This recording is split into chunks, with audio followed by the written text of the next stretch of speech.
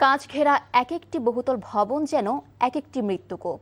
আগুন লাগলে কাঁচের ভবন দ্রুত অগ্নিকুণ্ডে পরিণত হয়। ফায়ার সার্ভিসের মহাপরিচালক বলছেন, এ ধরনের ভবনের বাতাস বের হতে পারে না, তাই আগুন ও ধোঁয়া উপরের দিকে ছড়িয়ে পড়ে। আগুন নেভাতে ভাঙতে হয় কাঁচের দেওয়াল। ফলে সময়ক্ষেপণের পাশাপাশি হতাহত ও ক্ষতির ঝুঁকি বাড়ে কয়েক গুণ। ফাহাদ মোহাম্মদের ৩ পর্বের ধারাবাহিকের দ্বিতীয় পর্বে থাকছে সে চিত্র। আধুনিকতার নামে রাজধানী জুড়ে নিত্য নতুন যেসব গ্লাস বা কাচের বিল্ডিং বানানো হচ্ছে, সেগুলোতে অগ্নিকাণ্ডের ঘটনায় সবচেয়ে বেশি বেগ পেতে হয় উদ্ধারকারীদের। আগুন নেভাতে বা ভবনের ভিতরে ঢুকতে ফায়ার ফাইটারদের কাঁচ ভাঙতে হয়। ভারী ও ধারালো কাচের টুকরো নিচে পড়ে হতাহতের ঝুঁকি এবং ফায়ার ফাইটারদের ক্ষতি হওয়ার আশঙ্কা থাকে। পাশাপাশি ভবনে ভেন্টিলেশন সিস্টেম না থাকায় আগুন দ্রুত এক ফ্লোর থেকে অন্য ফ্লোরে ছড়িয়ে পড়ে।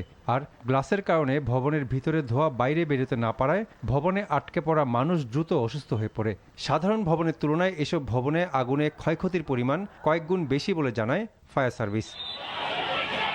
এই যেমন বনানীর এফআর টাওয়ারে ২৬ জন এবং বেইলি রোডের গ্রিন কজি কটেজের অগ্নিকাণ্ডে ৪৩ জনের মৃত্যুর ঘটনা ঘটে, যার অন্যতম কারণ গ্লাস ঘেরা ভবনে উদ্ধারকারীদের পানি পৌঁছাতে হয় গ্লাস ভেঙে। তাতে যেমন সময় ক্ষেপণ হয়, তেমনি বাড়তে থাকে মৃতের সংখ্যা।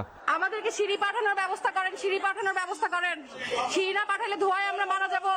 এনটিভির সাথে একান্ত সাক্ষাৎকারে বাংলাদেশ ফায়ার সার্ভিস ও সিভিল ডিফেন্স অধিদপ্তরের মহাপরিচালক ব্রিগেডিয়ার জেনারেল মোহাম্মদ জাহিদ কামাল জানান, নানা প্রতিবন্ধকতার কারণে অগ্নিকাণ্ডের সময় গ্লাস ঘেরা ভবনে হতাহতের সংখ্যা অন্যান্য অগ্নিকাণ্ডের তুলনায় বেশি। কাচে ঘেরা ভবনগুলিতে কিন্তু ব্যাকড্রাফট তৈরি হয়। ব্যাকড্রাফট তৈরি হওয়া মানে হচ্ছে এগুলো বদ্ধ থাকে, বাইরের বাতাস ভিতরে যেতে পারে না, ভিতরের বাতাস বাইরে আসতে পারে না। ফলে যখন আগুনের কোনো ঘটনা ঘটে, আমরা যখন গ্লাসটা ভাঙার চেষ্টা করি তখন দ্রুত অক্সিজেন ভিতরে ঢুকে যায়।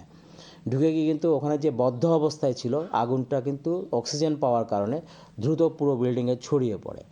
তো ফলে ফায়ার সার্ভিস হিসেবে আমরা যখন কাজ করতে যাই, আমাদের ফায়ার ফাইটাররা যেমন এতে একটা ক্ষতির সম্মুখীন হওয়ার সম্ভাবনা থাকে, প্লাস ওই সময় যারা ভিতরে আটকা পড়ে আছে তারা কিন্তু আরও বেশি ক্ষতিগ্রস্ত হয়। ফলে অগ্নিকাণ্ডের ফলে যে ধোঁয়াটা তৈরি হয়, সেই ধোঁয়া কিন্তু ওখানে ভিতরে যারা আটকা পড়ে আছে তারা কিন্তু ওই ধোঁয়ায় ক্ষতিগ্রস্ত হয় এবং অনেক ক্ষেত্রে তারা মৃত্যুবরণ করে।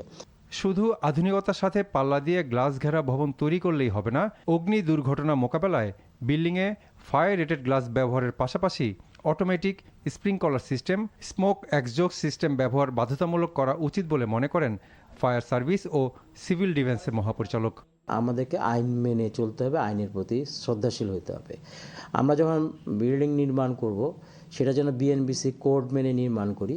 ফায়ার সার্ভিসের যে নির্দেশনাগুলি আছে, যেমন একটা যদি বহুতল ভবন হয় তার জন্য ফায়ার সেফটি প্ল্যান নিতে হবে, এটা বাস্তবায়ন করে কার্যকরী সনদ নিতে হবে এবং সময়ে পিরিয়ডিক্যালি তার সিস্টেমগুলি কাজ করছে কিনা সেটা করা।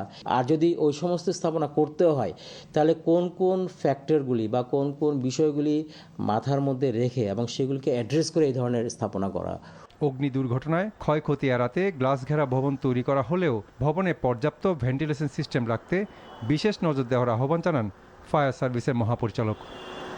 Fahad Mohammad, NTV news, Dhaka.